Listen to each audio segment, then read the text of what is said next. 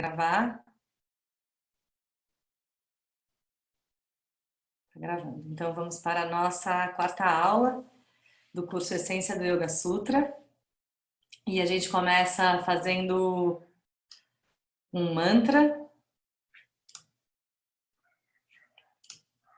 que ajuda a manter a nossa conexão com o momento presente, protege a nossa relação.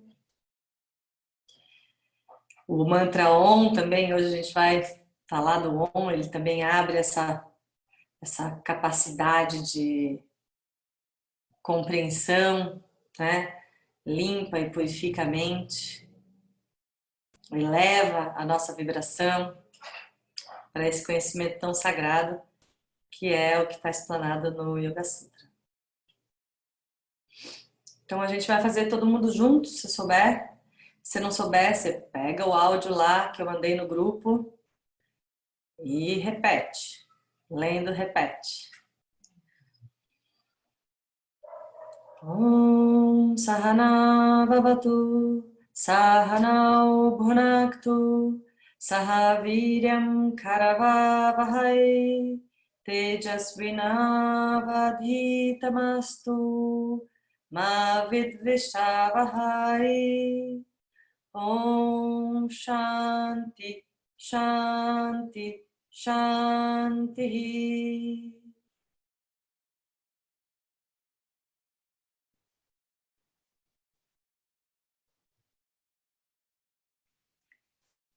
Então vamos para a nossa aula. Vai ser talvez a última, talvez eu tenha que voltar alguma coisa, talvez eu tenha que olhar de novo ainda o Samadhipada, mas provavelmente vai ser a última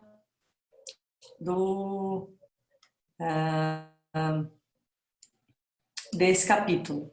Tá? Então a gente vai cantar, hoje eu vou cantar também um mantra direto, quem quiser acompanha. Tá?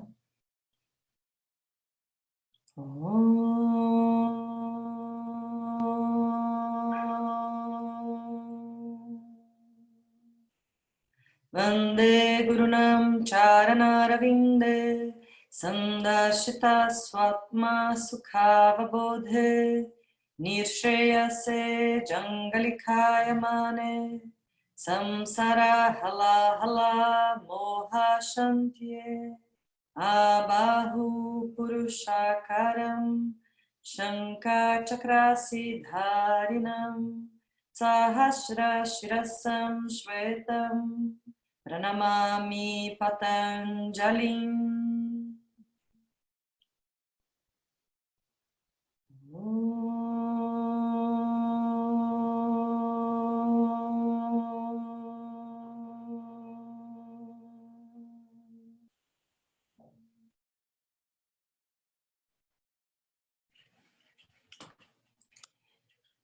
Então, na aula passada, a gente viu as várias modificações que a mente, né, esse campo mental, as várias movimentações que acontecem na mente. E na primeira aula a gente viu logo de cara que para Patanjali Yoga é Samadhi, né, que é a parada da movimentação da consciência, a parada de todos os pensamentos para geral, né? E no Samadhipada ele vai falar, ele vai explicar o que é o Samadhi, né? E daí ele vai dar explicações de vários tipos de Samadhi. É quase que um mapa de todos os estados de consciência elevados que ele descreve aqui. No entanto, para nós isso é quase que irrelevante, assim. Não faz sentido a gente ficar querendo entender o que é Sabidya Samadhi, Nirbidya Samadhi, Asampragnata Samadhi, Sampragnata Samadhi, todas essas coisas. Eu vou dar um geralzão, passar por cima do que é isso, né? Mas isso não é o importante para a gente. O importante é a gente refletir para que serve esse tal desse Samadhi. E como que eu vou alcançar ele. E como eu vou alcançar esse Samadhi, ele vai falar lá no capítulo 2, que em breve a gente vai estar estudando, que é o nosso capítulo, que é o Sadhanapada, né? Que é o capítulo que faz a gente alcançar o Sadhya. O Samadhi Pada, ele também é chamado de Sadhya Pada. Sadhya, o capítulo do objetivo, porque o objetivo do yoga é Samadhi, tá? Então, eu gostaria que você não ficasse assim muito enlouquecido com os nomes, tá? Porque não é isso que vai levar a gente para o Samadhi, pode ser que inclusive cause mais confusão mental em todos nós. Pelo menos em mim causou essa semana. Eu tava falando, meu, não vou ficar explicando isso, porque é assim, que são detalhes que a gente não chegou lá, que a gente não alcançou. Então não adianta a gente ficar estudando com tanta com essa riqueza de detalhes que Patanjali prescreveu, né? Talvez na época que ele escreveu isso, tinham mais pessoas que chegavam ao Samadhi, né? Então era importante para as pessoas, ou até ele escreveu para manter essa tradição viva, né? Para que a gente pudesse hoje ver assim, nossa, dá para ser assim, dá para ser assado, dá para fazer desse jeito, dá para fazer de outro jeito. Enfim, o que ele fala, depois que a gente estuda sobre todas as movimentações da consciência, o que ele fala é o seguinte: Adhyasa Vairagya Abhyam Tan Nirodha. Então, a prática, então a modificação da consciência é controlada pela prática repetida e o desapego em relação aos resultados. Esse é um sutra muito importante para nós, porque a prática, a repetição é que faz a mágica. Qualquer coisa que você faça é o que faz a mágica. Inclusive, errar consciente faz parte do processo de aprender a fazer algo diferente, né? Lembrando que esse slide depois vocês vão ter, então não precisa ficar enlouquecida aí também copiando palavras, né? Porque às vezes a gente perde um pouco da atenção. Então, Nirodha é o controle, ou a restrição, ou o bloqueio. A mente deve ser direcionada, não controlada. Na verdade, na Bhagavad Gita, até se refere a essa palavra, Nirodha, como um controle carinhoso. Não é um controle que eu vou... tem até aqui, eu escrevi aqui, ó. Um ensinamento da Gita, né? A mente é tão difícil de controlar como tentar segurar o vento. Então não é segurar com carinho, é segurar, é direcionar, não é obrigar. Isso a gente vê quando os filhos vão crescendo, né? Assim, a hora que a Valentina tiver mais, agora já não dá para assim mandar tanto no Ravi, tem que ir direcionando. Um adolescente não dá para controlar. Algumas coisas até dá, né? A gente foi um pouco controlado e até importante, mas tem que direcionar, né? Ao invés de controlar. Então, a gente vai ver que essa frase, Abhyasa Vairagya Abhyam Tan Nirodha, ela é muito importante, porque é o repetir que produz a mágica. Hoje eu estava jogando tênis e daí a gente, né, o professor ensina um movimento, daí você faz o movimento. Primeiro você não conhecia o movimento, você não tinha consciência do movimento, daí você batia de um jeito, daí o professor te ensinou que é de baixo para cima, que tem que fazer um movimento assim ou assado, e daí ele joga 1000 bolinhas e você faz direitinho. Pá, pá, pá, pá, 1000 vezes você faz direitinho. Daí quando ele vai lá pro outro lado da quadra e começa a jogar bola de verdade, tipo bola de jogo e não aquela bola do drillzinho que né, tipo, que vem assim na mão, daí você tem que correr e bater ao mesmo tempo, daí você começa a errar. O lance não é o errar, o lance é o errar consciente de que tá errando. E daí mudando a direção, né? Assim, percebi que estou errando, tento corrigir. Percebi que eu estou errando, tento corrigir. Percebi que eu estou errando, tento corrigir. Eventualmente, uma sai certa. E daí, daqui a pouco, outra sai certa. E assim, a gente faz com os nossos pensamentos, com as nossas ações diante da vida. Então, às vezes a gente se sente muito derrotado quando a gente repete o mesmo erro. Né? Assim, puta, de novo fiz isso. Né? Assim, de novo, ao invés de explicar para a pessoa com calma e paciência, eu dei uma patada. Né? Daí se a gente presta atenção que a gente fez esse erro, a gente pode corrigir da próxima vez. E essa correção ela vai se tornando automática também, assim como porque você vai criando, além do hábito, tudo mais, você vai criando novos caminhos neurais. Por isso, o diário de consciência é um negócio muito legal de fazer. Porque, assim, desde que eu comecei até hoje, geralmente a coisa que eu deveria ter mudado é a reatividade. Assim, e principalmente com o meu filho, né? Eu poderia ter sido mais paciente. Eu poderia ter sido mais paciente. Então, toda vez né, de noite eu chego lá, putz, aquilo ali, aquela vez eu poderia ter sido mais paciente. Mas é porque não está sendo fácil para ninguém, né? Quem tem filho pequeno em casa sabe como é, né? Mas só tomando consciência e repetindo a consciência, e repetindo a prática de ter consciência, é que é possível ter esse controle, né? Que não é um controle forçado, porque tem muita, né, se a gente fala assim, a Yoga Chitta Vritti Nirodha, é o controle da mente, não é um controle forçado, porque a mente é tão difícil de controlar como tentar segurar o vento. Dá para segurar o vento? Não dá. Não dá para segurar a mente. Por isso o abhyasa. Abhyasa é tipo assim, todo dia tem que lavar o inferno da louça. Todo dia. Porque todo dia tem louça. Se não lavar a louça todo dia, vai ficar uma coisa na cozinha. Né? Assim na tua mente também.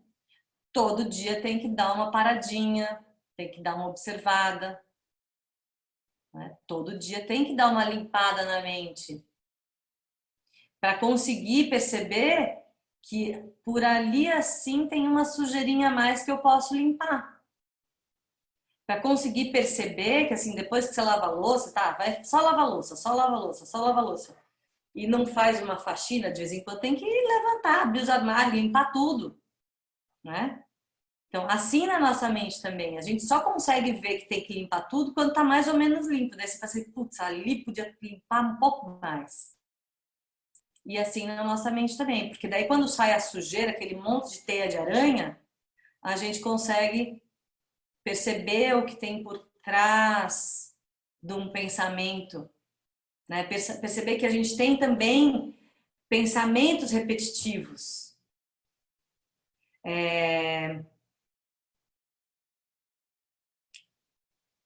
Pensamentos que ficam ali por trás da mente, que daí a gente percebe que a gente vai ver um pouco mais para frente, que é o samskara. Essa aula que a gente já fala bastante sobre samskara, que são esses registros, essas marcas, né? Que são o pano de fundo da nossa vida. Né? Então, de acordo com aquilo que eu vivi, eu vou repetindo o mesmo padrão. Né? Como se ali atrás daquela cortina tivesse todas as minhas reações anteriores e agora acontece alguma coisa, eu falo, é muito rápido. É muito rápido que eu falo assim, só um pouquinho aí. Eu corro lá atrás, pego a reação que já aconteceu alguma coisa parecida e bota aqui de novo. Sendo que aqui é outro momento. Sendo que aqui é outra situação. Às vezes é outra pessoa, mas só de às vezes ela ser parecida com aquilo, com a outra pessoa, você já reage da mesma forma.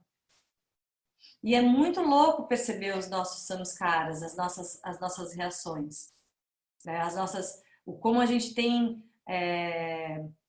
tendências, né? Samskaras também são chamados de tendências, como a gente tem hábitos repetitivos, né?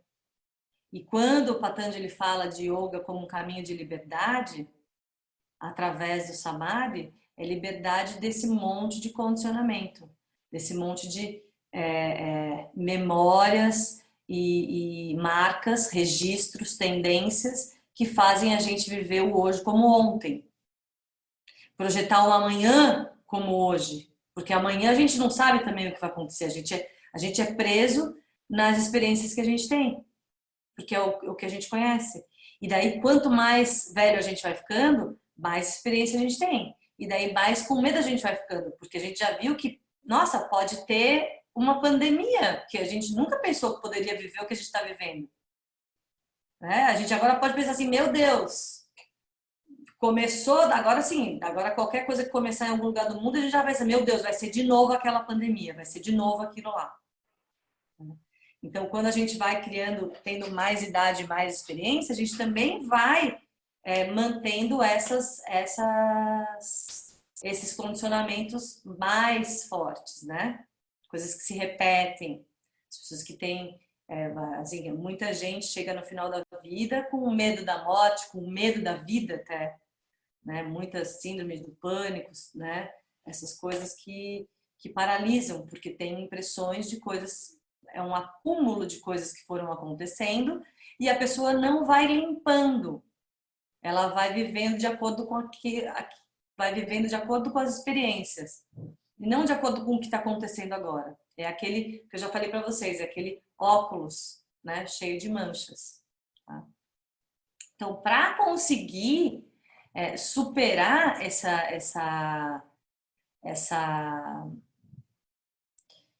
esses samskaras e para conseguir controlar a mente amigavelmente, a gente tem que fazer a abhyasa. Então, é a prática, a repetição. Né? E não só a repetição, mas a repetição sem apego, sem o desejo de querer chegar a algum lugar. Porque quando eu tenho muito desejo de chegar a algum lugar e eu não consigo, e eventualmente a gente vai praticar uma coisa e não vai conseguir, daí quando eu não consigo, eu me sinto muito derrotada. E daí eu quero desistir. E daí não serve para mim. Né? Na live que eu fiz com a Dani Sá, eu lembrei que quando eu terminei o tratamento de câncer, eu não conseguia fazer um trikonasana. Trikonasana era uma postura muito difícil para mim. E é uma postura muito fácil, na verdade. Na verdade, eu não sei se na verdade ou não, na verdade, mas assim, para mim sempre foi uma postura muito fácil. E de repente eu estava ali sem conseguir fazer uma postura muito fácil. E daí como é que a gente fica com a questão, né, do apego? Né? Daí a gente aprende que a gente não precisa ter tanto apego. Né? Fazer a ação deliberada, desprendida, né? Não para chegar em algum lugar, porque senão esse para chegar a algum lugar gera uma ansiedade, gera até uma expectativa fora da realidade. Né?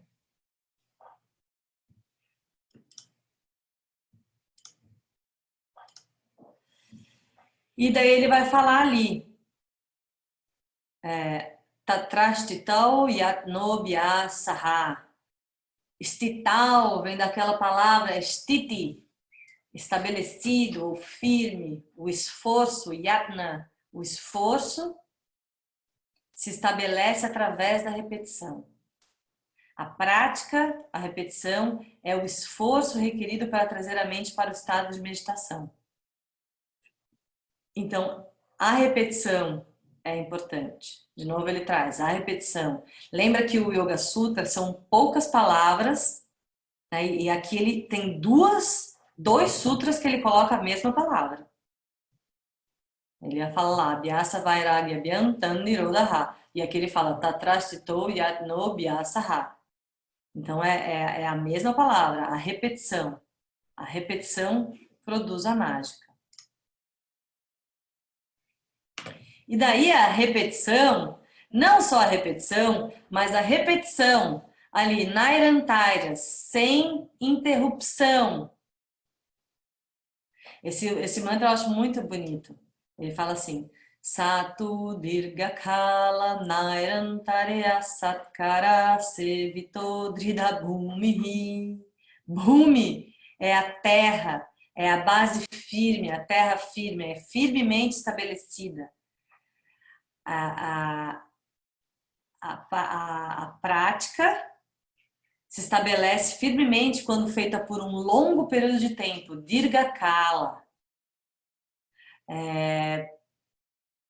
Nairantária, sem interrupção. Não é que eu faço hoje, faço amanhã, daí depois eu nunca faço. Ah, não, agora já fiz. Ah, não, yoga eu fiz yoga 2 meses. Já tá bom. Não, não é. É uma prática que é para a vida. Independente da forma que ela se apresente para você, né? Porque pode ser asana, pode ser pranayama, pode ser uma meditação, pode ser pavana muktasana só, pode ser várias coisas, né? Mas é sem interrupção e por um longo período de tempo. E daí ele traz uma palavra muito importante aqui, que é satkara, com reverência, com devoção, com respeito ao conhecimento. E esse respeito também é o honrar os professores, é honrar o ensinamento, é manter a tradição, né? Inclusive na live que eu fiz com a Dani, eu lembrei assim, que uma coisa que é bem importante, que foi muito legal, porque eu fui a primeira pessoa a ensinar Ashtanga para ela. E a gente estava ali na live e eu não pratico mais Ashtanga, né? E daí eu me dei conta que um dos pontos importantes de eu não praticar Ashtanga é porque eu não queria corromper a tradição do Ashtanga. Entendeu? Eu não ia se eu não estava mais praticando aquilo, como é que eu ia ensinar aquilo? E como que eu ia mudar o esquema? Né? Se é, é uma prática estabelecida, tradicionalmente estabelecida, né? Então isso foi muito legal. Então isso é respeito, é reverência, é devoção. Fazer aquela prática. A devoção também tem uma questão de entrega, fazer sem apego, fazer, simplesmente fazer. Eu lembro que o Pedro Kupfer falava assim: yoga tem que fazer porque, como é que ele falava? Yoga tem que fazer yoga por fazer, não para chegar em um resultado, não para chegar em algum lugar. Tem que fazer yoga por fazer. E eu falava, mas como tem que fazer yoga para fazer?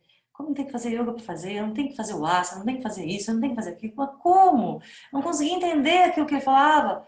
Como que vai fazer yoga sem ter um objetivo? Que era para fazer por fazer. Daí um dia eu tava jogando frescobol, pá, pá, pá, pá. E daí eu vi assim, e assim, né? Frescobol, tênis, essas coisas que a bola vem muito rápido, a coisa acontece muito rápido, você tem que ficar muito focado. Eu assim, é isso, né? Tá ali presente, sem esperar um resultado. Fazer por fazer, jogar frescobol. O que que eu vou ganhar jogando frescobol? É só pá, pá, pá, pá, pá. A mente está ali presente. A mente está na bolinha. Ekagrata, que é esse ponto fixo para onde a gente olha quando a gente faz a meditação, né? Um lugar. Então eu percebi que é isso, assim, de fazer a prática com desapego, sem querer chegar em nenhum lugar, sem interrupção. Então não é que eu faço um pouquinho aqui hoje, daí depois eu nunca mais faço, daí depois faço um pouquinho. Por um longo período de tempo, né? A gente está aqui fazendo, a gente faz yoga e faz posturas para manter o corpo firme, estira Sukhasana, firme e confortável, né? Tem coisa melhor do que estar com o corpo firme e confortável, estar numa sensação de corpo firme, né? Forte, vitalizado, confortável, sem dor. Não existe sensação melhor para o corpo do que isso. Estar firme e confortável, não aquele corpo que está caindo, que está doente, que está pesado, que está incomodando, né? Então, fazer essa prática por um longo período de tempo, sem interrupção, para conseguir chegar nos objetivos, né, no resultado, mas sem expectativas, treinar essa habilidade de fazer por fazer, não para obter algum resultado. Porque a gente está muito acostumado na nossa cultura de que eu vou fazer uma coisa para ter um resultado. É tudo assim, né? É assim, é a troca. Tudo está muito na troca. Então, o que que eu faço na vida sem querer um resultado? E como que eu sinto? Trago uma reflexão para vocês assim. Como você se sente ao fazer alguma coisa sem ter expectativa? É muito interessante como a gente se sente, né? Porque vem coisas, quando a gente não tem expectativas, aparecem coisas muito mais, às vezes, muito mais interessantes do que a nossa mente poderia imaginar, né? Do que quando a gente está ali, ah, se eu dou isso, eu vou ganhar isso, se eu dou aquilo, eu vou ganhar aquilo. Então, sem expectativa, nossa, é uma surpresa muito grande quando a gente faz as coisas e não tem expectativa em relação ao resultado que a gente faz, né? Isso não quer dizer que eu não tenha um objetivo, que eu não tenho um desejo a ser alcançado, não tenho um objetivo. Isso quer dizer que se eu não alcançar o objetivo, tá tudo bem também. É uma postura, por isso que tudo que a gente está estudando aqui é uma postura para a gente levar para a vida lá fora, que é essa postura, Stira Sukha Masana, firme e confortável. Como que eu posso dizer um sim firme e confortável?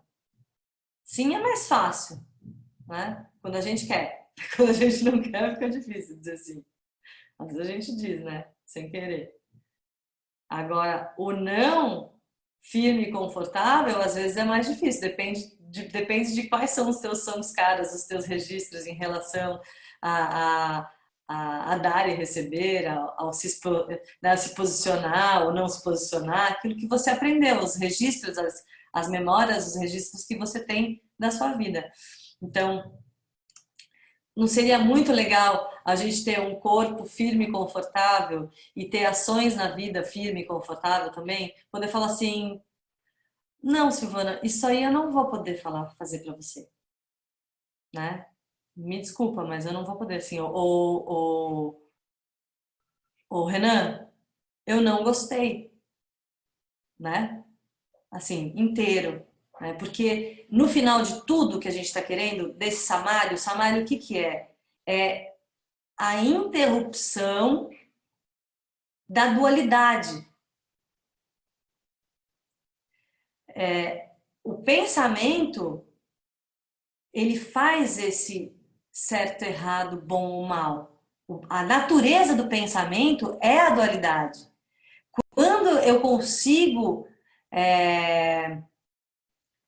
adestrar minha mente, né, levar ela para um lugar onde não existe dualidade, eu me torno inteiro. E o que a gente está querendo praticar na vida, lá fora, ou principalmente agora que a gente está dentro de casa com a nossa família, é ser inteiro também. Não ser uma pessoa dividida. E daí tem várias técnicas, várias coisas. Daí que ele vai falar de yamas e niyamas, né? Porque assim, daí tem um pensamento, a palavra e a ação numa direção só. Porque quando eu penso uma coisa, falo outra e ajo de outra forma, daí eu sou uma pessoa dividida. Daí Niroda não chega nunca mais, não chega nunca na pessoa, né? Porque tá cada coisa para um lado e tudo que a gente quer aqui, quando a gente fala em yoga, em união, é esse uno que sou. Então, para isso precisa de uma prática, uma repetição, sem apego, por um longo período de tempo, sem interrupção, com reverência, com devoção, com entrega, com respeito. Assim, uma prática firme e estabelecida pode dar resultado. Tem gente até que fala desse aqui que é assim, com uma instrução, quando eu falo desse Satkará, fala de uma instrução correta. Né? Porque às vezes a gente está lá fazendo negócio, alguém te deu uma aula e está falando para você fazer um negócio que não é o correto, daí também não adianta. Né? Então, tem pessoas que traduzem isso aqui, colocam, né, nos comentários e tal, com um professor adequado, no caso eu aqui, né? tô brincando. Assim, que tem um determinado conhecimento que pode ser dividido com vocês, mas que esse conhecimento que eu tenho, ele é um conhecimento que vem dos meus professores e de livros que eles me recomendaram. Então eu tô aqui de mão dada com eles e a gente vai até Patanjali, né? Então ele fala, daí ele vai falar no Sutra 1.15, ele vai falar sobre o desapego, o ato de soltar. Niroda também é traduzido como carinho. E daí ele vai falar que a pessoa que chegou nesse desapego, deixa eu ver aqui. Ele vai falar dos gunas.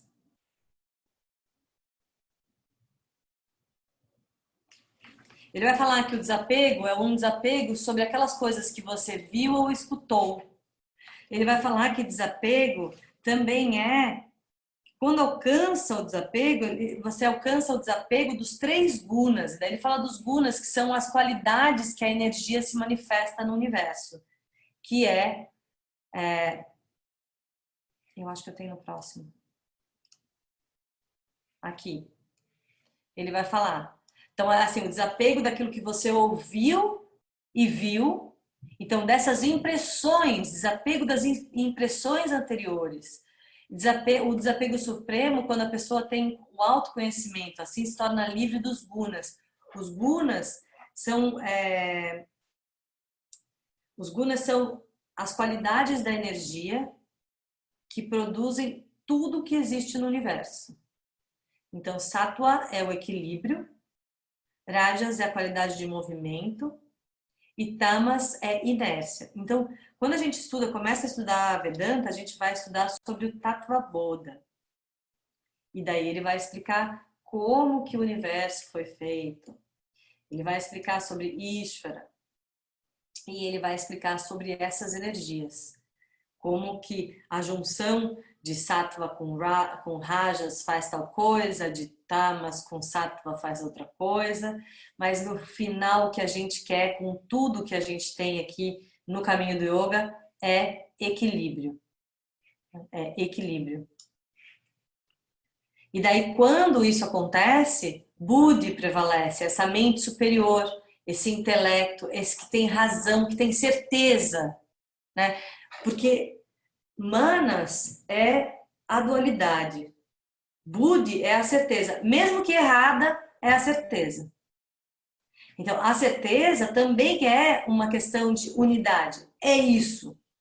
Não é isso, mas não sei se é isso.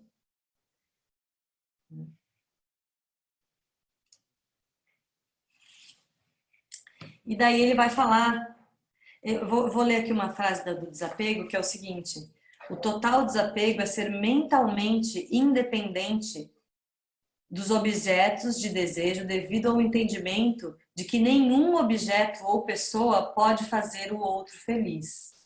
Então, esse desapego dos objetos é a gente perceber que não são os objetos que me fazem uma pessoa mais feliz.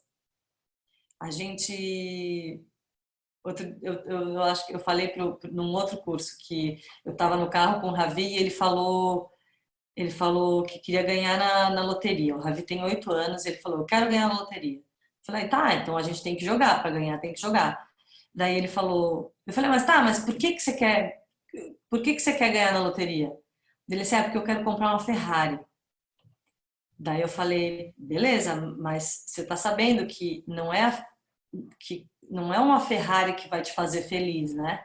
Não é a Ferrari que vai te fazer feliz, né? Você sabe, né, Ravi? Ele tava no carro assim, você sabe, né? Não é a Ferrari que vai te fazer feliz, né? Não, eu sei, mamãe, mas a Ferrari vai me fazer mais rápido. Então, né? Então tá bom. Então você sabe que não é isso, né? Daí eu falei assim, mas o que que te faz feliz, né, Ravi? Se não são as coisas que fazem você feliz, o que que te faz feliz? Ele, tá com a mamãe, tá com o papai, brincar.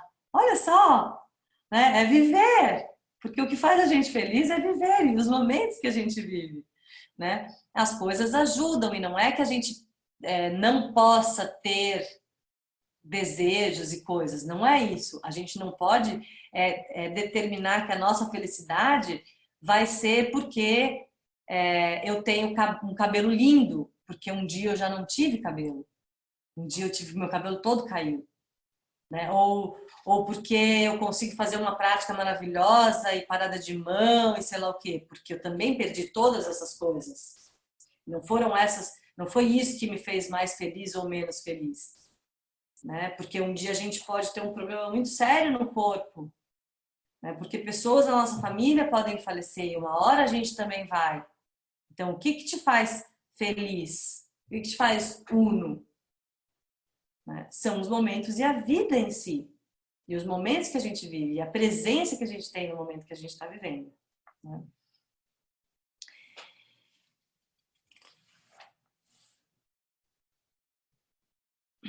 Então, ele vai falar sobre o Samadhi. Ele vai falar Sampragnata Samadhi, no Sutra 17. Se vocês têm o Sutra aí, daí você vai ver. Ele vai falar que o Sampragnata Samadhi ele se divide em 4 tipos.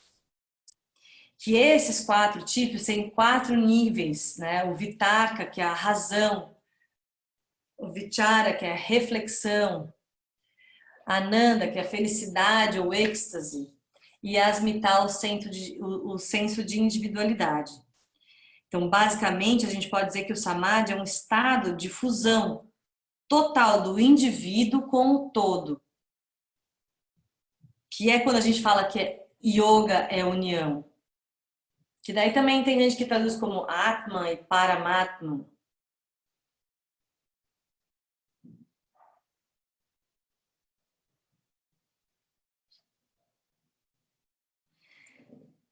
Samadhi é a capacidade de permanecer em si mesmo, no eu.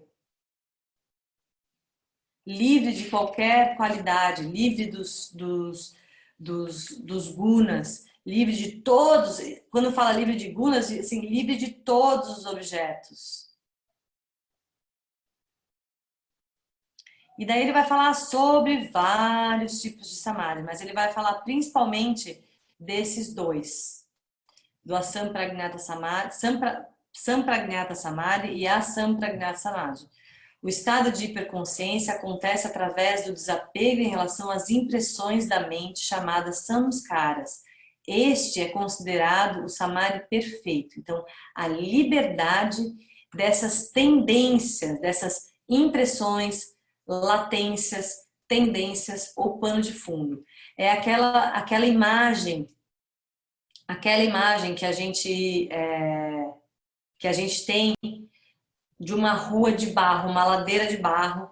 Quando chove, faz uma vala. A água tem que passar e vai fazendo aquele caminho. Quando chove de novo, a água passa por aquele caminho. Formou um samskara. Também é considerado quando eu pego um livro e coloco um incenso dentro. Eu boto um incenso dentro do livro. Daí eu deixo o livro ali. Depois eu abro o livro, tiro o incenso e fecho o livro e deixo ele ali. Quando eu vou pegar o livro de novo e faço assim no livro, faço assim no livro, eu sinto o cheiro. O incenso não está ali, mas a latência dele está. Então, todas as vivências que a gente tem dessa vida ou de outras vidas, se você acredita, porque nos Vedas eles acreditam, tá? Elas estão grudadas na gente. Quando a gente faz asana, a gente também está querendo tirar essas impressões do corpo, né, como purificação. Depois a gente vai ver, no segundo capítulo, ele já vai começando falando de purificação. De purificação. Porque para conseguir ter essa mente calma e clara, não dual, e eu me sentir, eu ser essa pessoa uno, inteira, completa, perfeita, eu preciso purificar muita coisa. E daí é com calma. Na Índia eles falam assim, tora, tora. Devagar, devagar. Devagar e sempre, né? Dirga Kala, longo período de tempo, tá? Então, o que a gente pode ver, o que que é esse estado de hiperconsciência? É também considerado um estado de Shanta, um estado de paz profunda, de perfeita paz, de unidade. Então, o que eles falam que quando você entra nesse estado de samadhi, você também, no estado de samadhi, você está inteiro, presente, sem as dualidades, não há dúvida. E quando você entra nesse estado de samadhi, que é como se fosse um êxtase, uma experiência, quando você volta para a vida daqui, você tem esse samskara. Esse samskara de paz. Esse samskara desse lugar. E daí tem que repetir. E daí tem que repetir. E daí tem que repetir. Para daí, eventualmente, você viver a vida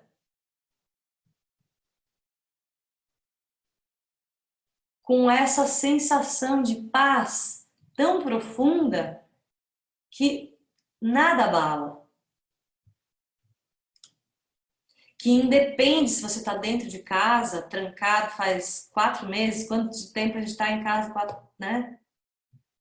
Ou se você mora numa cabana, ou se você mora numa cobertura, ou se você mora aqui ou no Japão, ou se você tem cabelo loiro, ou se você tem... independe. E daí, isso é o ganho dos ganhos, né? Ter essa paz,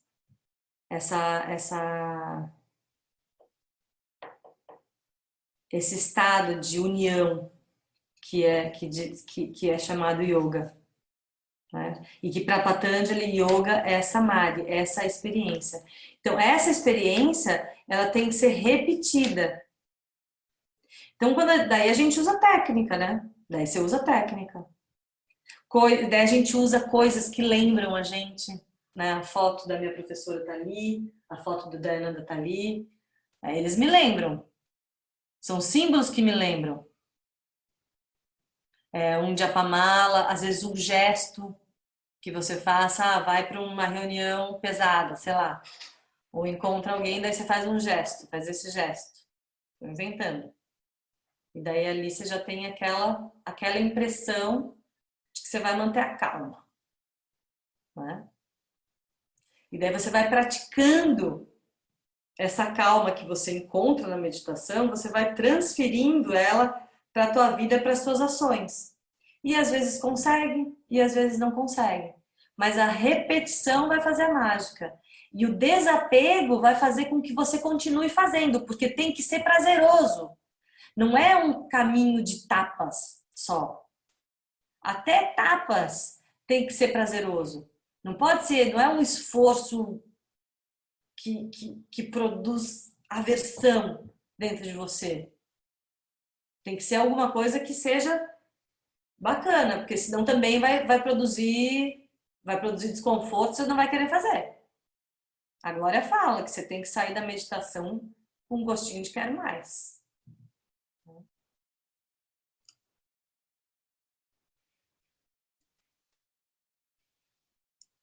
E daí tem essas atitudes que a gente tem que ter, né? Existem alguns praticantes que já vêm predisposto. Ele vai falar, depois, antes, né, entre o sutra anterior, que é o 18, o 19, o 20, ele vai falar assim, tem praticante que já vem com um samskara, que já vem com uma impressão, né? Que, assim, tem gente que já vem mais, dizem, né? Que tem gente que já vem mais predisposta a alcançar o samadhi. São os videhas, assim, aquela pessoa que já nasceu com aquilo. Tem outros que com vontade média, com vontade fraca, outro com vontade média e outro com vontade forte, né? Tem gente que tem muita vontade, tem gente que tem menos vontade. E daí para nós, né, nós que temos uma vontade aí, digamos, média, né? Eu acho que a minha vontade é média, né? Já foi mais forte, eu acho. Porque agora eu vi que o negócio é dirga cala mesmo, é longa duração, né? Então, para nós que temos vontade média, a gente precisa dessas coisas que eu ensinei já para quem fez o curso de formação, essas palavras que são muito bacanas, que é Shraddha, Virya, Smriti, Samadhi, Prajna, Purvaka, que é, opa, Shraddha, que é confiança no ensinamento, confiança no professor, né? A entrega ela só acontece através desse Shraddha, dessa confiança.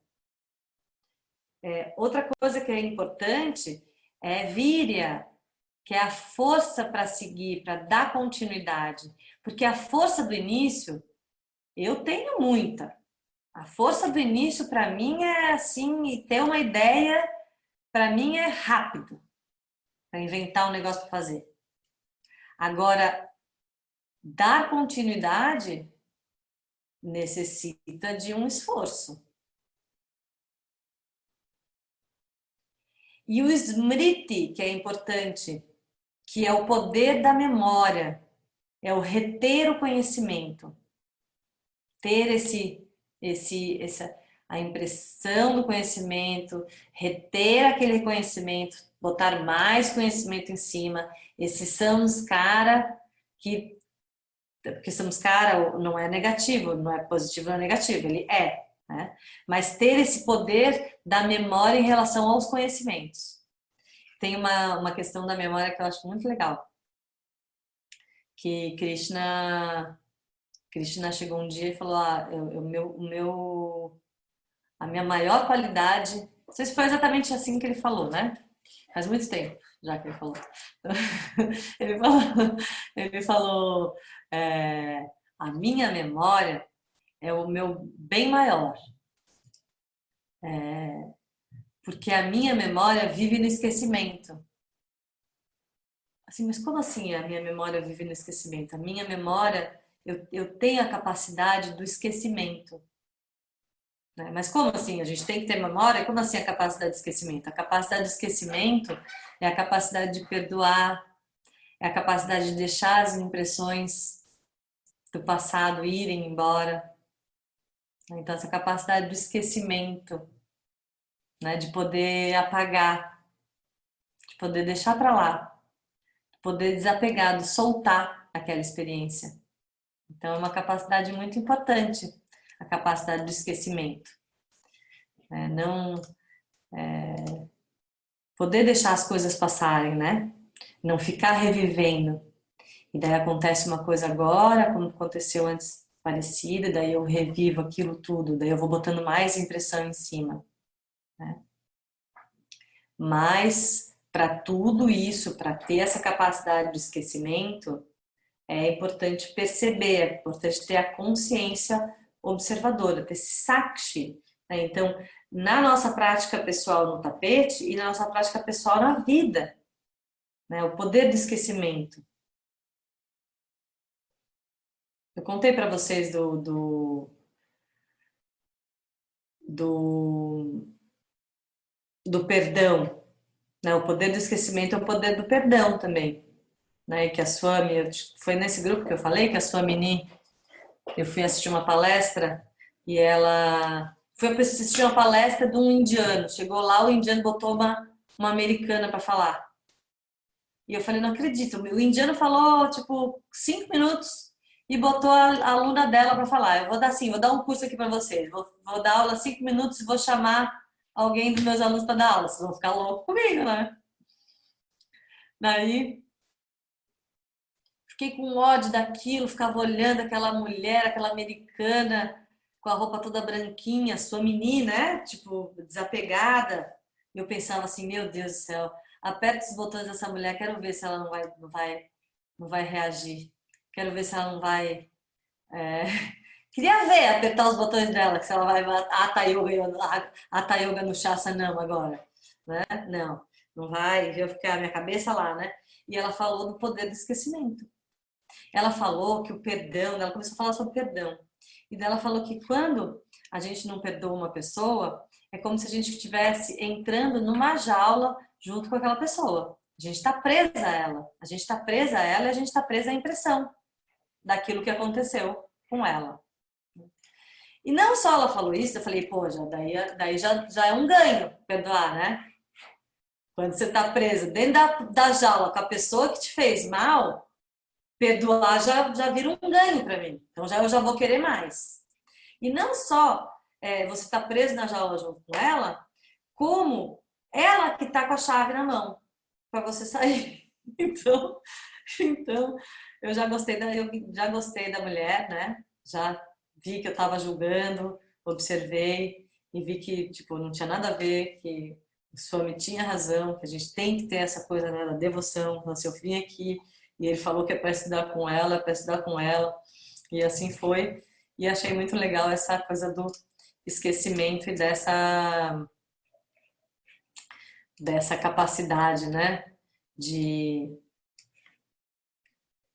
de esquecer, de perdoar. Então aqui a gente tem, daí ele vai falar de dicas para alcançar o Samadhi. Tá? E daí na próxima aula eu vou ser obrigada a falar sobre mais coisas,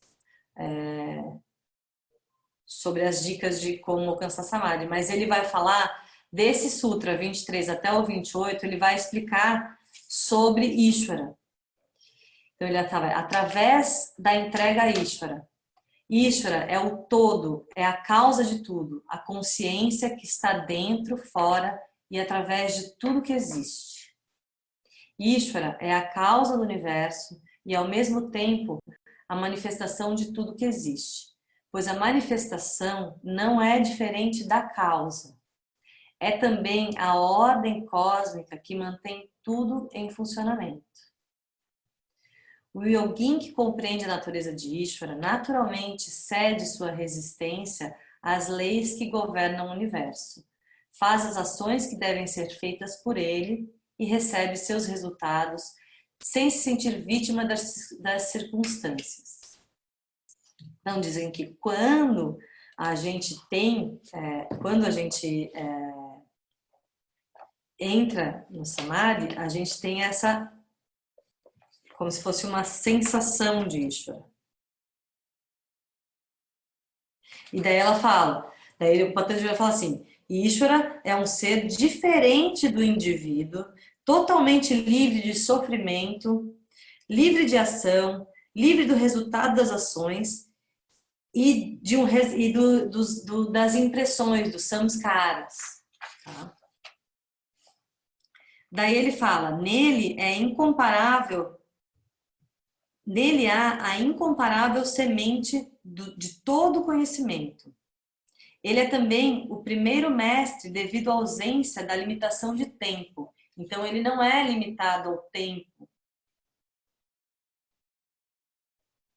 E daí ele vai falar, seu nome é Om.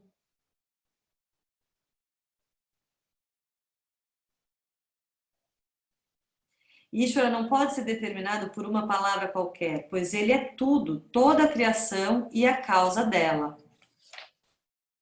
Então, nos Vedas se fala que o Ishvara é o Om, que é constituído de 3 letras, A, U, M, e antecedido e seguido de silêncio.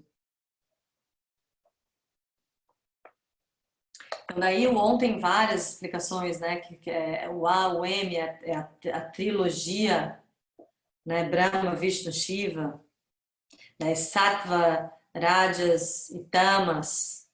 Uma vez a Lili fez um poema, né? No final do curso de formação, que era sobre os 3, né? Sempre os três, porque é presente, passado e futuro.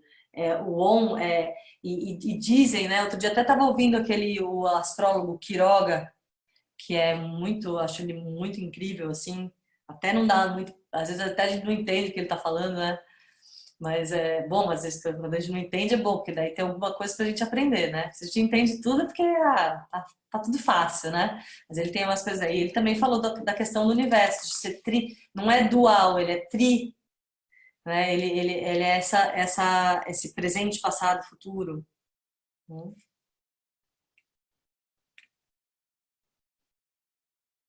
E daí ele fala que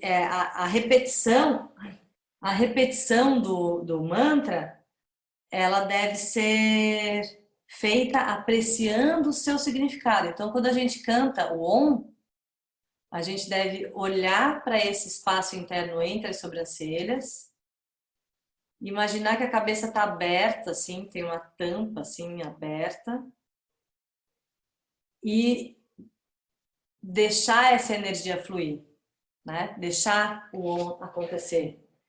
Essa gata, ela gosta de estudar.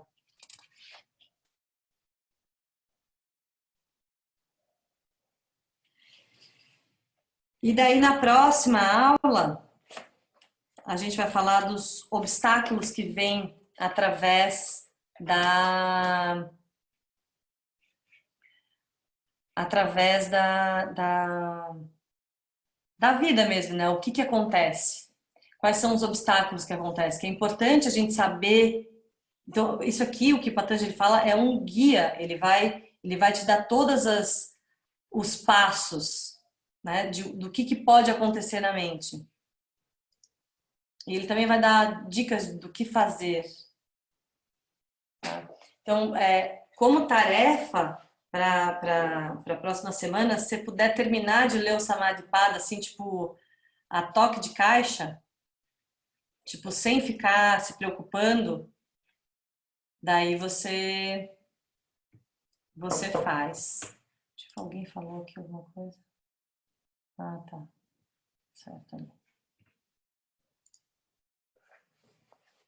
Então, assim, o que a gente percebe, o que eu percebi também estudando essa semana, na verdade, esse capítulo é um capítulo bem difícil para mim, né?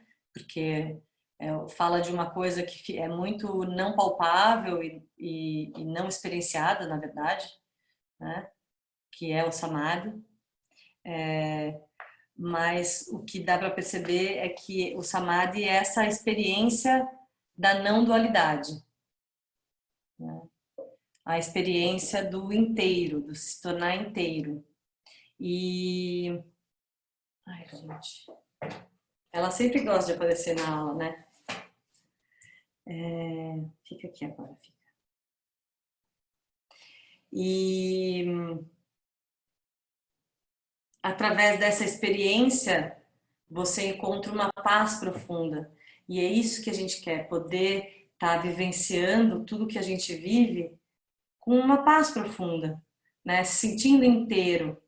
Porque diz que porque lá no terceiro sutra ele fala, essa é a nossa natureza essencial. Né? A paz, a plenitude é a nossa essência, é a nossa natureza, é a nossa Swarupe. Né? Mas a mente atrapalha, a mente acaba levando para a gente, né, essa mente cheia de samskara, essa mente cheia de tendência, essa mente que é completamente tá julgando o tempo todo, tudo e todos, né? Nós mesmos, né? Então, se a gente pudesse relaxar um pouco mais a mente, limpar um pouco mais a mente, soltar um pouco mais as experiências do passado, né? Para conseguir viver o presente e conseguir ser a pessoa inteira, completa, que já é feliz, que já tem tudo o que precisa para ser feliz.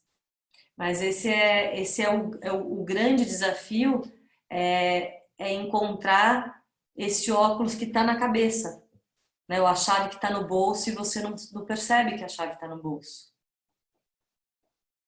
Né?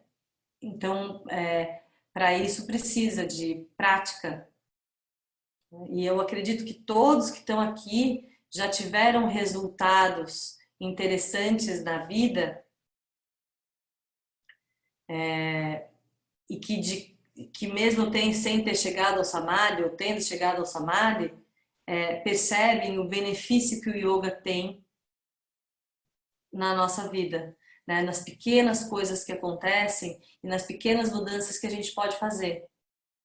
Porque às vezes a gente quer assim uma coisa muito excepcional, um samadhi, um negócio assim que do outro mundo. E é nesse mundo, é isso aqui mesmo. Um samadhi pode ser conseguir apreciar um pôr do sol. Ai, meu Deus. Não está encarando essa água aqui.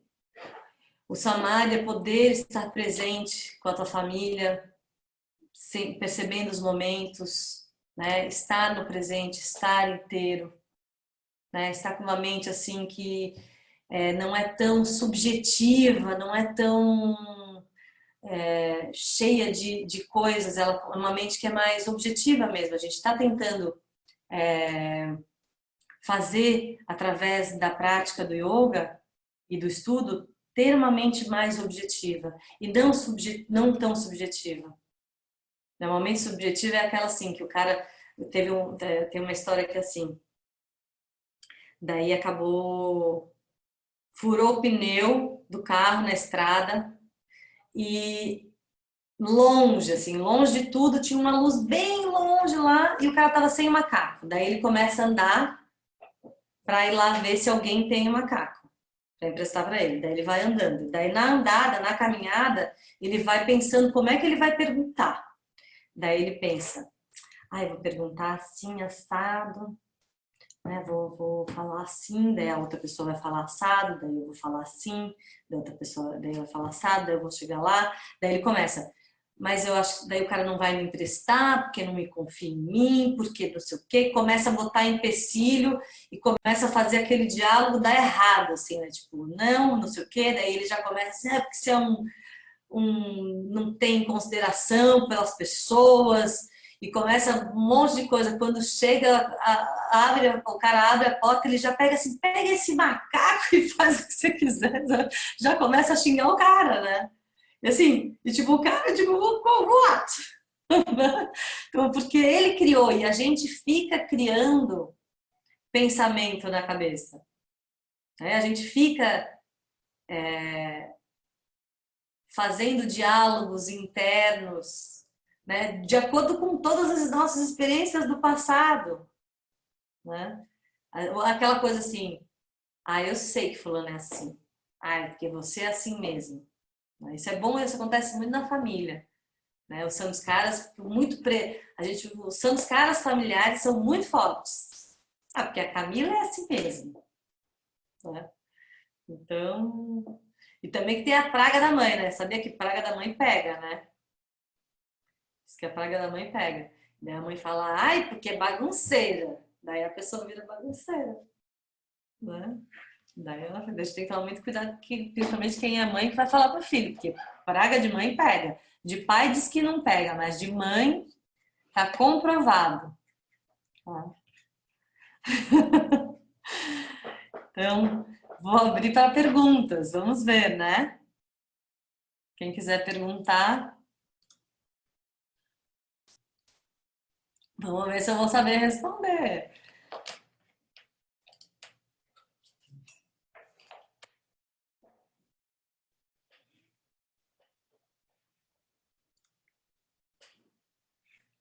Estão fazendo o diário de consciência, já que ninguém... Ou alguém tem alguma pergunta, me chama.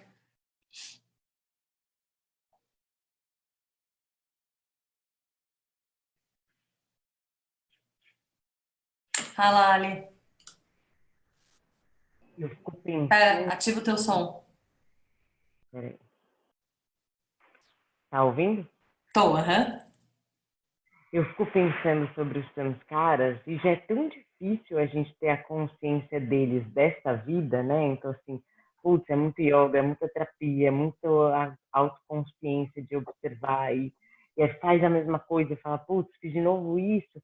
E como faz das outras vidas? Uhum. Assim, como que a gente ativa essas impressões também daí? Tem que fazer uma regressão? tipo, né, tanto Samskara dessa e das outras. Como faz?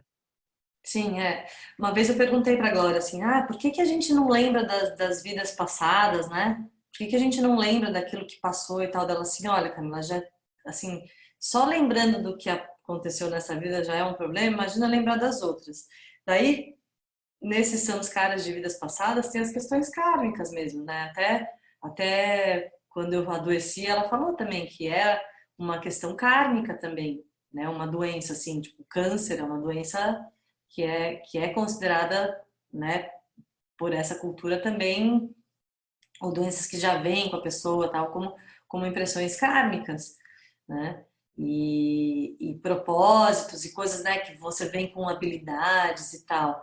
Então, acho que não tem que ficar se preocupando, né, com as impressões do passado. Se só perceber as desse, né, já é um grande ganho. E é interessante a gente perceber as coisas pequenas mesmo, sabe? Não ficar, não são, aquela coisa, sabe quando o Samskara é aquele, assim, se você já bateu o carro dando ré, toda vez que você dá ré, dá um negocinho, né? Então, assim, quando você teve a sua primeira decepção amorosa, tem impressão aí, né? Então, quando, sei lá, as coisas, as impressões, elas estão ali presentes. Então, o tomar consciência faz toda a diferença, né? E esse tomar consciência, ele vem através da prática, né? Do abhyasa, do praticar, do observar, né? E tentar não repetir. E não tem só samskara ruim, né? Tem o samskara bom também. Tem samskara, né? Não é bom ou ruim por si só. O que a gente não pode é perder o presente condicionado com as coisas do passado, né? Agir, assim, viver o hoje com a impressão do ontem, né? Então não dá para muito se preocupar assim com, né, esses outros samskaras também, porque também não tem uma coisa assim de tipo, porque na próxima, ficar vivendo também para a próxima vida, né? Não, eu vou fazer nessa porque na próxima, não sei o quê, porque tem algumas pessoas que têm essa noção de vidas passadas, e né, assim, não, não vou fazer nessa vida porque na próxima eu vou nascer que nem cachorro. Não é isso, não é essa a visão, né? É mais de você reconhecer e poder se libertar. Porque o que eu quero? Eu quero ser livre para agir diante das coisas e não simplesmente reagir de acordo com os meus samskaras. E tem samskaras fortes, assim, tipo, eu vejo assim como o Ravi, a questão da faca, né? Como ele gosta de faca e de tantas coisas, como é forte isso para ele. Ou para mim, assim, eu para brigar com a pessoa é muito, muito fácil brigar. Para mim é muito fácil, porque eu tinha minha mãe hoje é uma senhora, assim, elegante e tal, né? Assim, você olha, você não imagina. Mas ela é uma pessoa muito brava, muito raivosa.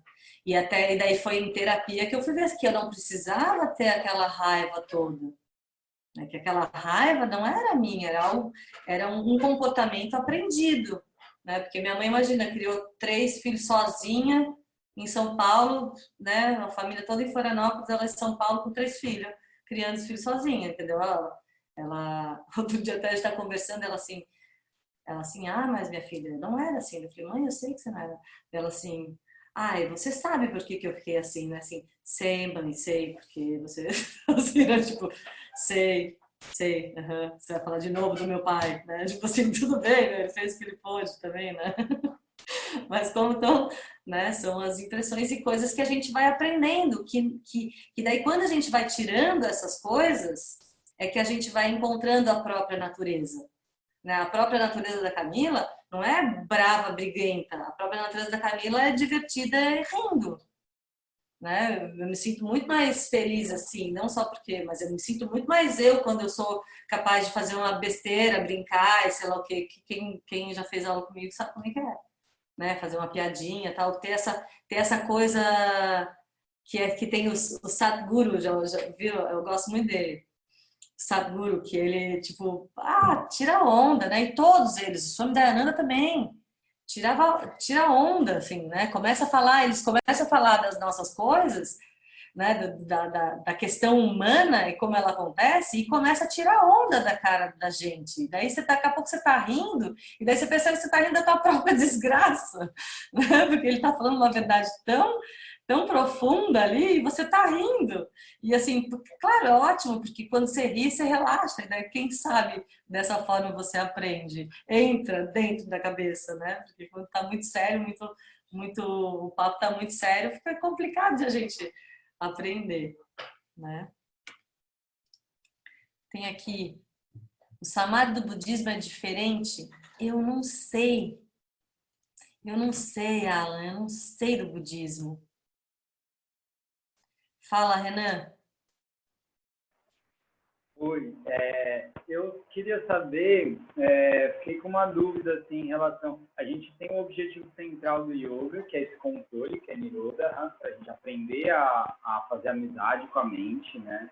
Mas também queria saber se esse caminho do yoga, dentro desse aspecto da repetição, também é esse acúmulo de samskaras que me leva nesse lugar e eu volto, e eu vou acumulando esse registro de uma maneira que vai, talvez, balanceando, equilibrando o que eu já tenho de samskaras que me atrapalha, ou que me...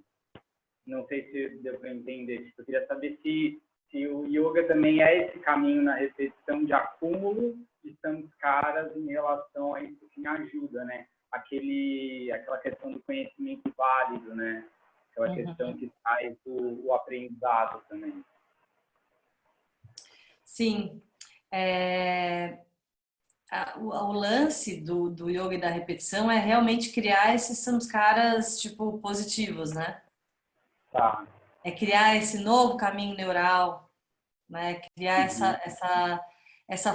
criar essa forma de ser que, na verdade, é a sua forma original. Não é uma forma aprendida, né? De que o Renan é assim ou assado, né? Todos os conceitos que você tem sobre você mesmo, né? E que os outros têm sobre você mesmo, todas essas impressões, né? Então, realmente é criar a prática, o abhyasa, é essa repetição que produz um samskara, né? Como se fosse, não sei se dá para falar isso, que é um samskara positivo, né? Tá. Entendi. Tá? Mas daí tem que tomar cuidado também para não criar um samskarão de yogi, né? Assim, de iluminado, que a gente vê muito por aí, né? Como se a pessoa fosse o tal, assim. Tem muito, né? Então a gente tem que tomar cuidado também com esse samskara que é assim, né? Ou assim, achar que é melhor do que os outros porque faz yoga, né? Esse tipo de coisa. Camila, Sim, Cris. oi. Durante agora a aula, e agora com a fala esqueci o nome dele, que falou agora há pouco Renan. sobre se a prática do yoga seria um samadhi positivo para equilibrar o negativo, vamos falar disso. Que, na verdade, na minha percepção, o samadhi são todos os registros, sendo eles positivos ou negativos. Que a Samskaras. gente, perdão, os samskaras. E esses samskaras, eles têm a ver com o nosso inconsciente, porque se você registra tudo e se o aprendizado passa pelo corpo, e sendo ele positivo ou negativo, você tem um registro, né, a nível do inconsciente, que são nossos samskaras, positivos e negativos, e tem um registro no corpo. Então, eu vejo que a ligação desse processo, desses samskaras negativos através do yoga é justamente você sair tanto do denso para o sutil e ter essa percepção, quanto do sutil para o denso. E aí que a gente chega no pranayama, no asana, né, que são formas de liberar. Então, tu cria samskaras positivos, sim, através da prática, mas também tu libera, no meu entendimento, os negativos através das práticas, através dos 8 angas. É a minha visão do todo. Veio assim na minha mente muito claro isso, porque eu liguei com a questão do inconsciente, que são nossos samskaras, são nossos registros positivos e negativos, e que o yoga vem trabalhar tanto do denso para o sutil quanto do sutil para o denso. Então não é que ele vem trazer samskara somente positivo, eu acho que ele, além de trazer positivo, ele trabalha as impressões negativas. Sim, por isso que é um caminho de purificação. É. Né? Um caminho de purificação. E daí no final, só que assim, na verdade, né? Quem sou eu para falar a verdade aqui? Mas assim, na verdade, o samadhi, ele não tem samskara. Não. O samadhi é zero, assim, tipo, é uno. O uno com essa consciência que permeia, que é Ishvara, tá? Que é essa consciência que está dentro, fora e através de todos nós, que também se chama a ordem. Né? Isso é chamado de a ordem. Né? Então, quando o samadhi vem, daí o que trazem, que é quando você tem essa experiência do samadhi, você produz um samskara. É um rabo aqui do gato. Eu entendi. Você tem um samskara quando você produz, quando você faz quando tem um samadhi, né? Você chega num lugar e você sai do lugar. Você chega nesse lugar de paz, né? De paz profunda. Um samadhi é uma paz profunda. A mente não incomoda, nada incomoda quando você está em samadhi, nesse estado. E daí e isso produz uma impressão em você. E daí você leva essa impressão para sua vida no cotidiano. Camila, o samadhi poderia ser o desapego dos samskaras? Mesmo que eu crie outro, para mim atingir o samadhi, eu tenho que me desapegar desses samskaras, sejam eles positivos ou negativos, eu tenho que me unir. E eu crio outro, eu crio a experiência daquele momento, olha que louco. Né? É que assim, dizem que quando tem o samadhi, parou tudo. Desapego não total. Não tem samskara, né? Mas quando você sai do samadhi, você tem aquela impressão, Pois é. Entendeu? A impressão da paz, a impressão daquela presença, daquele uno, daquele perceber, que daí no Vedanta eles chamam de moksha, que é essa capacidade de perceber que você faz parte do universo e que você tem tudo que precisa para ser feliz. Né? Só que eu não sinto, né, isso.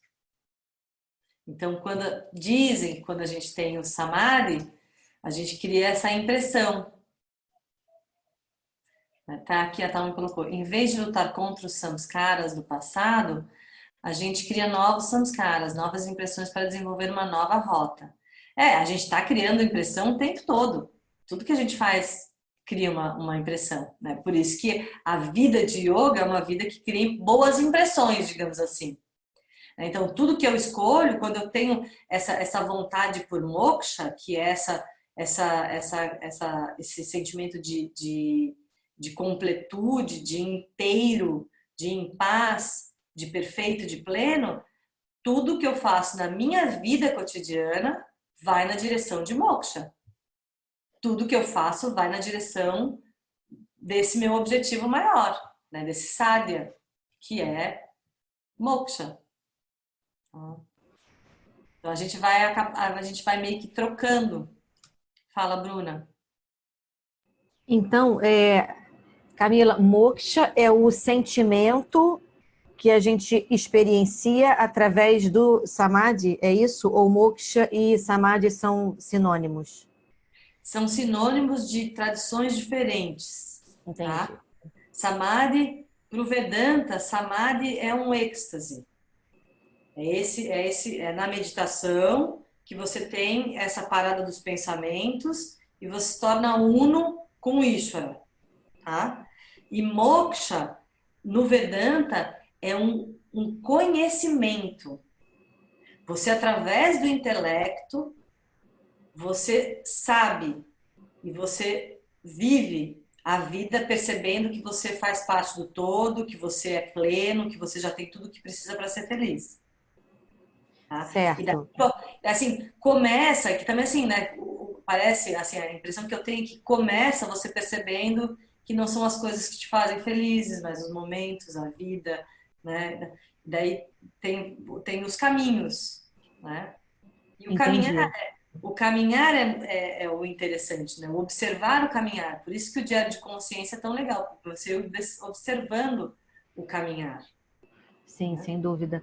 E no Sutra 18, que ele fala sobre o Samadhi, né?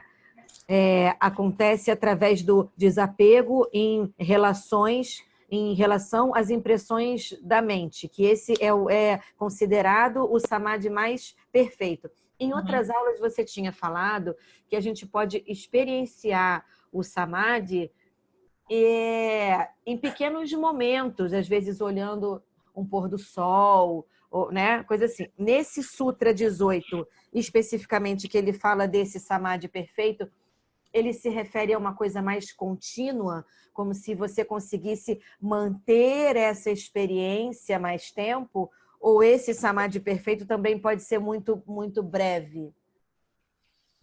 Eu não sei te responder isso. Eu sei que antes ele fala no 17, ele fala que tem o samadhi, que é feito através da reflexão, ou um samadhi que é esse momento de bliss, essa felicidade que dá, né? Que tem essa coisa do não sentir quem eu sou, né? Mas eu não sei, assim, a impressão, tudo que eu já estudei sobre samadhi é que a pessoa entra no estado e sai do estado. O grande lance, que foi até uma coisa que eu percebi nesses estudos que eu estou fazendo aqui, agora para esse curso, é que o Samadhi ele produz uma impressão, né, que você retorna essa impressão na vida cotidiana. Você traz aquela experiência de paz profunda para o viver de agora. Porque você vai criando novos caminhos neurais, que com a prática isso vai ficando a via preferencial. Sim, Faz todo sentido. Então, o iluminado é aquele que consegue manter essa via preferencial o tempo inteiro. Porque eu sim. acho que a gente entra e sai de um estado desses em vários momentos, né?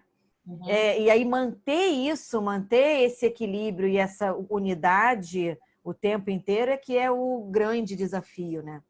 Sim, com certeza. E é porque eu também falei que existem autores que falam isso, tá? Que eu falei que existem vários níveis de samadhi e que às vezes a gente entra em samadhi e nem sabe, nem percebe, né? E depois a gente vai ver lá no quarto capítulo que tem samadhi que é feito através de ervas e, né, que tem várias coisas aí que vão ser reveladas para a gente no caminhar da carruagem, que para mim também se revelam cada vez que eu vou dando uma aula e vou ouvindo as perguntas de vocês e vou tentando chegar a alguma conclusão.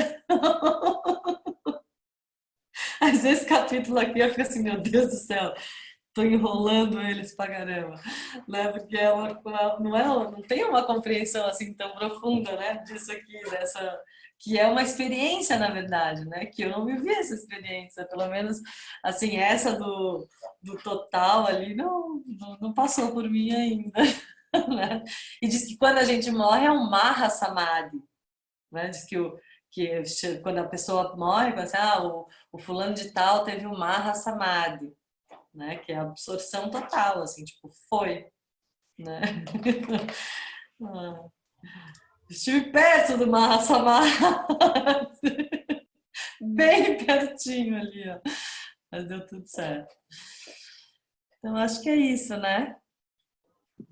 Tem Oi, bastante Cá. coisa. Fala, Cá. fala, Miriam. Só uma perguntinha. Os sanskaras têm relação aos púnias e os papas lá que você sempre falava nas aulas de púnias? Uhum. Tem A relação? palavra é samskara, tá? Samsara é outra coisa. Não, sanskaras. Samskara, tá? Na verdade, eles dizem que sim, tá? que quando a gente faz 1 milhão de punyams, a gente volta na outra vida e a gente tem a possibilidade de ter o yoga na nossa vida, né? Diz que todo mundo que pratica yoga, que faz yoga, fez 1 milhão de punyams, né? De ações corretas, com boa intenção, então tiveram um mérito, né? Então, tem a ver, sim, né? Daí das impressões que as impressões que a gente traz para essa vida, elas têm a ver com aquilo que a gente fez na vida passada, se foi punyam ou papam, né? Se foi mérito ou demérito, tá? Mas agora sim, né? Talvez também, né? Porque se a gente faz um negócio errado, vai ter uma impressão, né? É isso que eu imaginei. Samskaras, será que tem alguma relação de punyas e papas? Por isso que eu perguntei. Obrigada, Cara. Sim, mas com certeza tem, né? Porque toda ação que você faz produz uma reação e produz uma impressão também, né? Obrigada. Ok, Camila? Sim. Anai. Fala, Nai. Eu queria fazer só um paralelo, pensando nessa questão da repetição, né, do abhyasa, né? Abhyasa. Uhum. E desse desapego, né, sem querer chegar a lugar algum, assim, né? E aí tem uma coreógrafa alemã que eu admiro muito, que ela chama Pina Bausch. Ela já faleceu há algum tempo, mas ela dizia que a repetição leva à transformação. Então, nos processos de criação com a companhia, né, ela dava, né, frases corporais, assim, movimentações para os bailarinos e fazia eles repetirem a mesma movimentação incessantemente. Incessantemente, repetia. E até que essa movimentação ia se transformando. Então, quando chegava no processo final, né, no espetáculo, aqui no resultado, o que eles faziam no começo já não era mais a mesma coisa, já tinha se transformado. Então, eles não podiam ter um apego ao movimento, né? Não podiam ter um apego ao que foi dado a eles no início. Então, acho que trazendo isso para o yoga é muito legal, porque a gente não pode ter apego desde o começo, né? Porque se a gente ficar apegado ali no começo, talvez a gente não se permite transformar e chegar nesse resultado aí, talvez nesse samadhi, enfim, Sim. né? Sim, aí essa a repetição de manter a consciência, né? Como eu lá jogando tênis também, a gente faz o movimento 1000 vezes igual, mas a hora do jogo é diferente, né? E é essa atitude que a gente quer, né?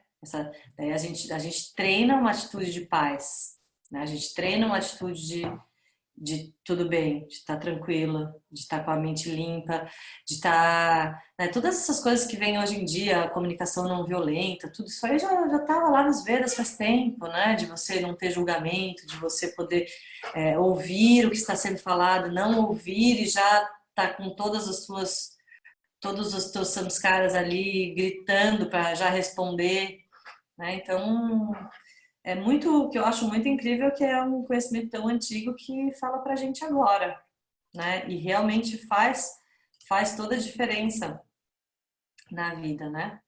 Faz toda a diferença no dia a dia, assim.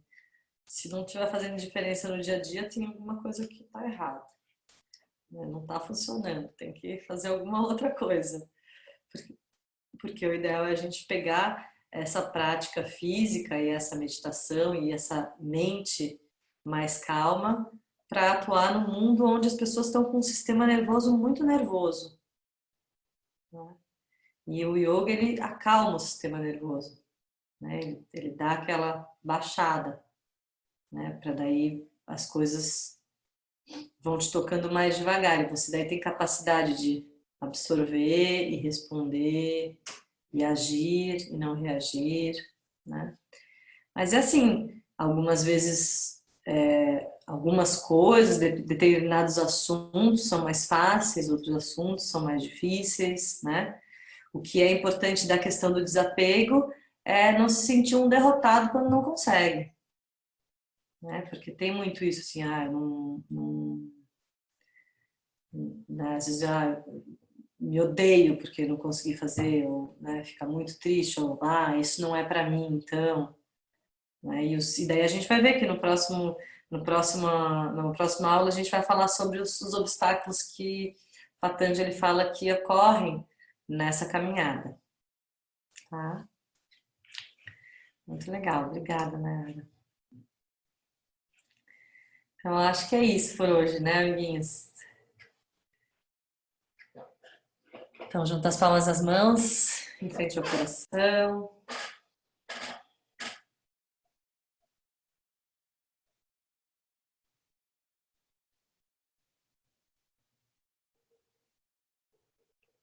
Leva o olhar para o espaço interno, entre as sobrancelhas, com os olhos fechados.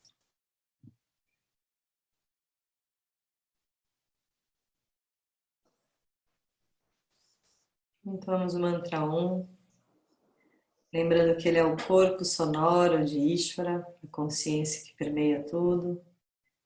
Que essa consciência relaxe todo o meu ser, para que eu me torne cada vez uma pessoa inteira.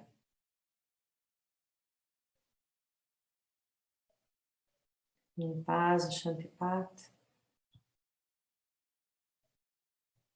Om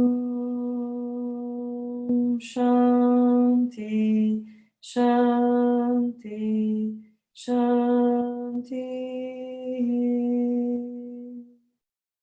Hari Om.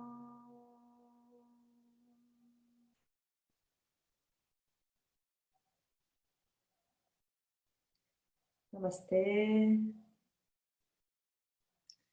Gratidão pela presença de todos. Está sendo muito legal, bastante esforço aqui para tentar passar e fazer esses slides e tal, fazer de uma forma que fique bacana e compreensível, tá? E daí, se tiver perguntas, guarda então para a próxima aula e a gente se vê em breve. Se puderem continuar com o Diário de Consciência, né? Acho muito legal. Exercício bem fácil e bacana. Namastê a todos. Deixa eu